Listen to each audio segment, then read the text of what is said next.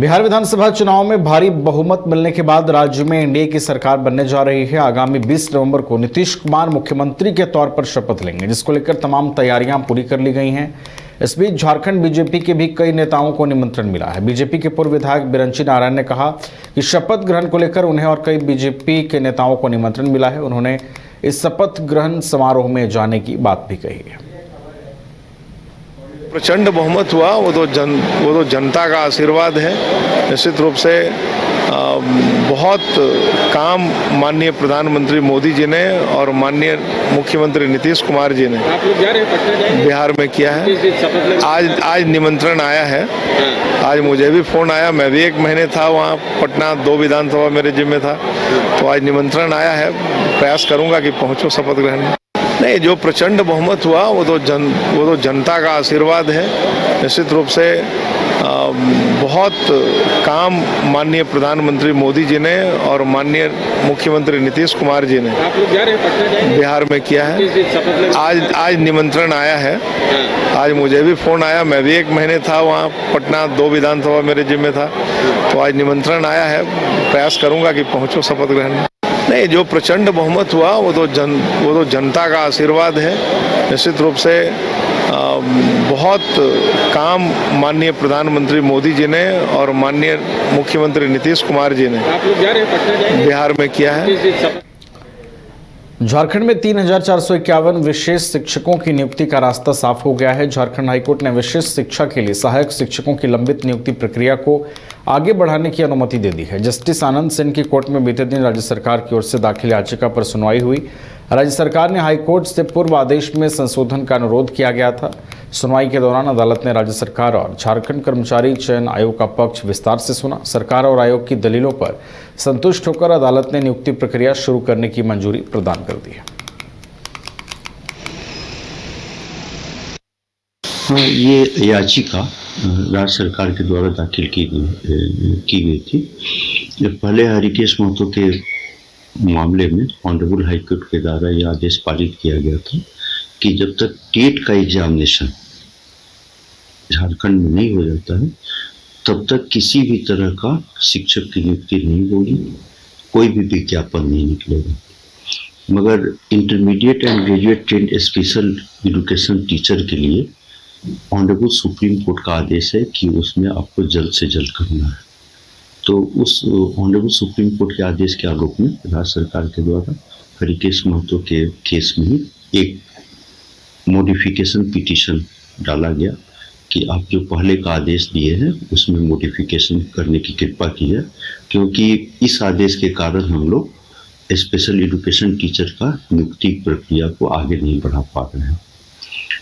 तो उस याचिका पर कल सुनवाई हुई honourable mister justice Ananda Sen ji के कोर्ट में, और ऑनरेबल कोर्ट ने राज्य सरकार, मुझे तथा पिटिशनर के अधिवक्ता को सुनने के उपरांत पहले के पारित आदेश में संशोधन करने की कृपा की, और अब उन्होंने आदेश दिया है कि जो intermediate and graduate trend special education teacher की नियुक्ति है वो इस आदेश से बाधित नहीं होगी और जेएसएससी इस प्रक्रिया को आगे बढ़ाएगी। उसमें जेएसएससी के द्वारा ये भी पूछा गया था कि आप लोग कब तक इसमें नियुक्ति का प्रक्रिया पूरा कर लीजिएगा। तो हम लोग अपना अंडरटेकिंग दिए ऑनरेबल कोर्ट में कि हम लोग मार्च 2026 तक एग्जाम ले लेंगे और मई 2026। बिहार विधानसभा चुनाव में जेएमएम को सीट नहीं मिलने के बाद झारखंड की सियासत अचानक गर्म हो गई है। जेएमएम के बयान के अनुसार महागठबंधन को लेकर समीक्षा बैठक जल्द बुलाई जाएगी, जिसके बाद राज्य में बड़े बदलाव की अटकलें तेज है। इसी बीच गठबंधन सहयोगी कांग्रेस ने प्रतिक्रिया दी है। प्रदेश प्रवक्ता सुनील शांति ने कहा कि कांग्रेस 6 वर्षों से महागठबंधन का मजबूत हिस्सा रही है और झारखंड में समन्वय हमेशा बेहतर रहा है। उन्होंने कहा कि बिहार में जेएमएम को सीट देने का मामला आरजेडी और जेएमएम के बीच चल रहा था और कांग्रेस को इससे कोई आपत्ति नहीं थी, लेकिन समन्वय में कहां कमी रह गई इस पर कांग्रेस से कोई चर्चा नहीं होगी। कांग्रेस हमेशा महागठबंधन का हिस्सा रही है और अच्छे तरीके से समन्वय कांग्रेस ने किया है। झारखंड की बात करें तो हम हर कदम पर पिछले 6 वर्षों से महागठबंधन में शामिल हर एक दल से बात करते हैं। जहां तक बिहार की बात है तो बिहार में हमारा महागठबंधन में झामुमो को सीट देने की इच्छा हम रखते थे। इसके लिए झामुमो नेतृत्व की बात राजद के साथ चल रही थी। राजद चूंकि वहां अधिकांश सीटों पर लड़ रहा था, राजद के साथ लगातार समन्वय बनाने की कोशिश झामुमो नेतृत्व कर रहा था। हमें कहीं कोई आपत्ति थी नहीं, लेकिन अब समन्वय में कहां गलती हुई इसकी चर्चा हमसे की नहीं गई, न तो उस समन्वय बनाने के दौरान, न ही हमें किसी भी बैठक में बुलाया गया उस दौरान। और समीक्षा तो ठीक है, होनी भी चाहिए। हम बिहार में चुनाव हारे हैं, झारखंड में गठबंधन में हम हैं, यहाँ मजबूती के साथ हमारा आपसी समन्वय है और आगे भी ये समन्वय रहेगा।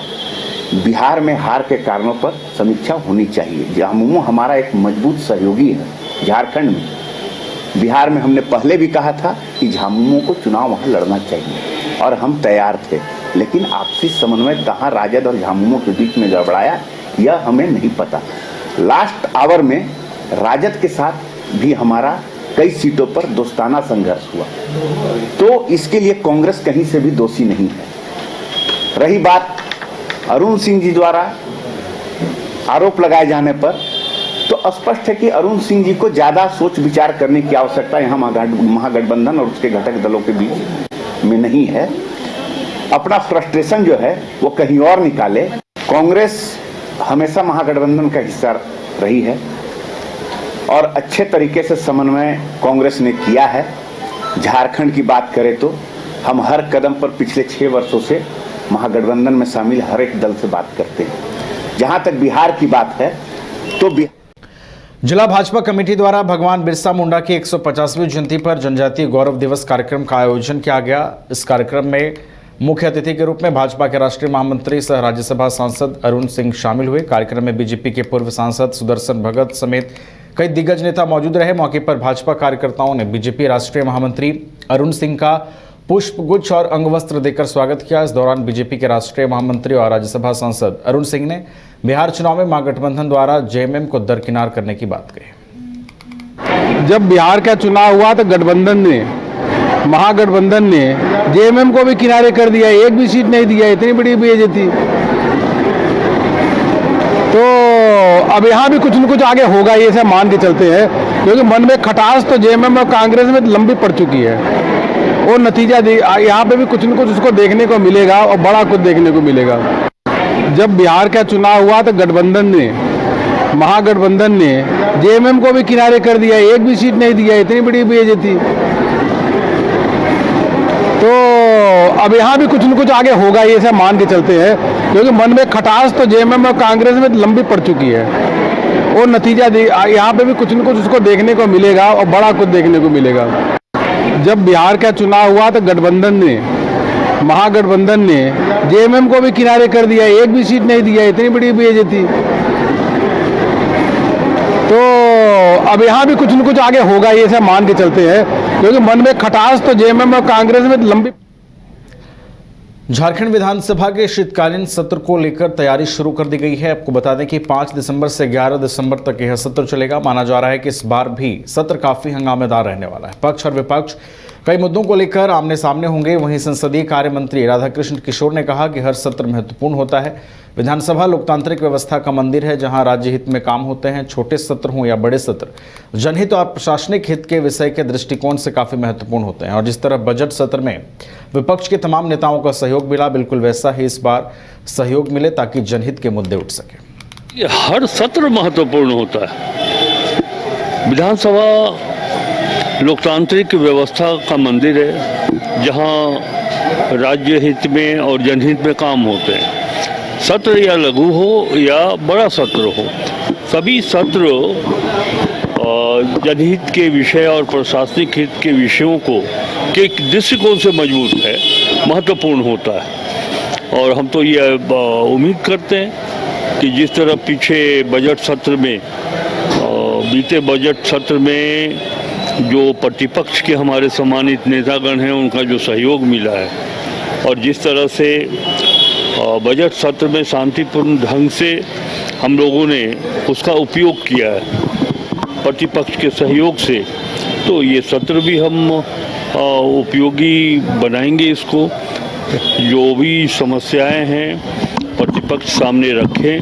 सरकार पूरी कोशिश करेगी कि उनके उठाए हुए विषयों का हम सापेक्ष उत्तर कर सकें। देखिए, हर सत्र महत्वपूर्ण होता है। विधानसभा लोकतांत्रिक व्यवस्था का मंदिर है, जहां राज्य